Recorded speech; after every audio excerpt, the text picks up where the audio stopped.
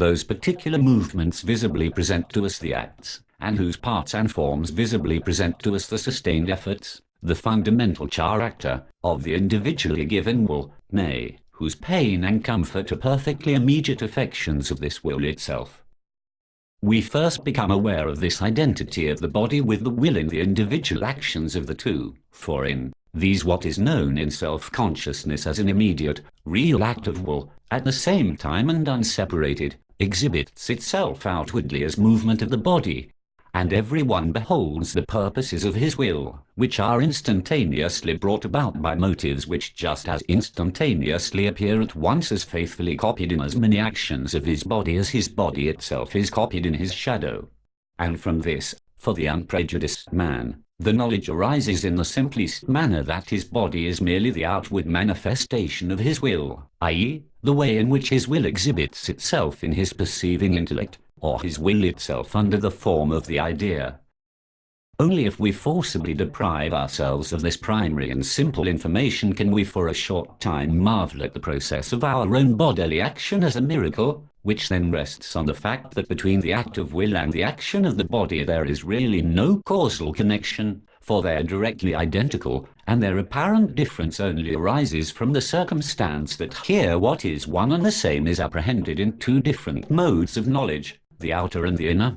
Actual willing is, in fact, inseparable from doing, and in the strictest sense only that is an act of will which the deed sets its seal to. Mere resolves of the will, on the contrary, till they are carried out, are only intentions, and are therefore matter of the intellect alone. As such they have their place merely in the brain, and are nothing more than completed calculations of the relative strength of the different opposing motives. They have, therefore, certainly great probability, but no infallibility.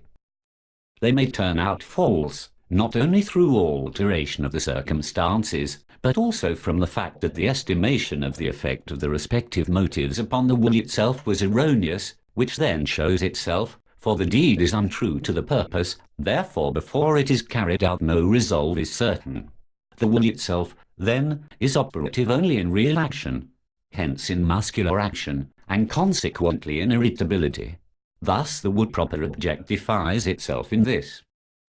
The cerebrum is the place of motives, where, through these, the will becomes choice, i.e., becomes more definitely determined by motives. These motives are ideas, which, on the occasion of external stimuli of the organs of sense, arise by means of the functions of the brain, and are also worked up into conceptions, and then into resolves.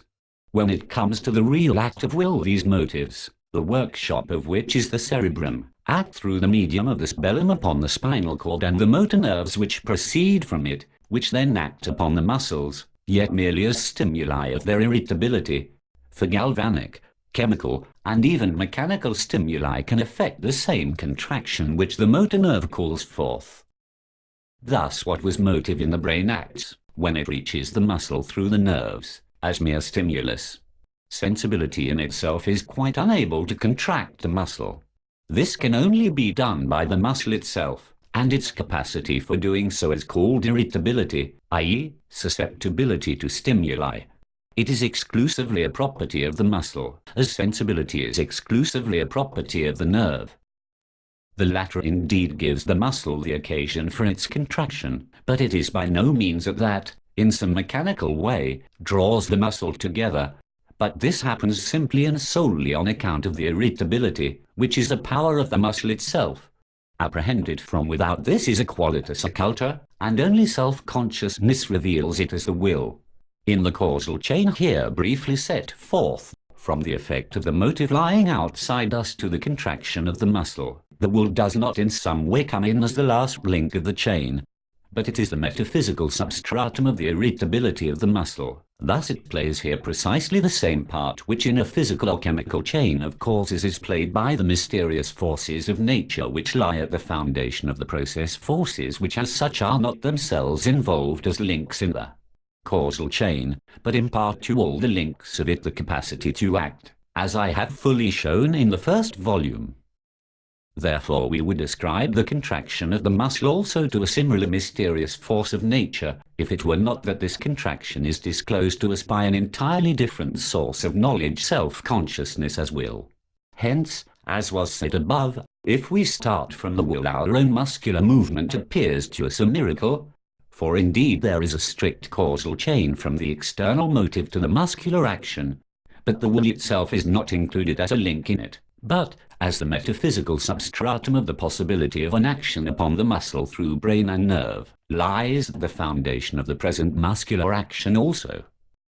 Therefore the latter is not properly its effect but its manifestation. As such it enters the world of idea, the form of which is the law of causality, a world which is entirely different from the will in itself, and thus, if we start from the will, this manifestation has, for attentive reflection, the appearance of a miracle, but for deeper investigation it affords the most direct authentication of the great truth that what appears in the phenomenon as body and its action is in itself will. If now perhaps the motor nerve that leads to my hand is severed, the will can no longer move it.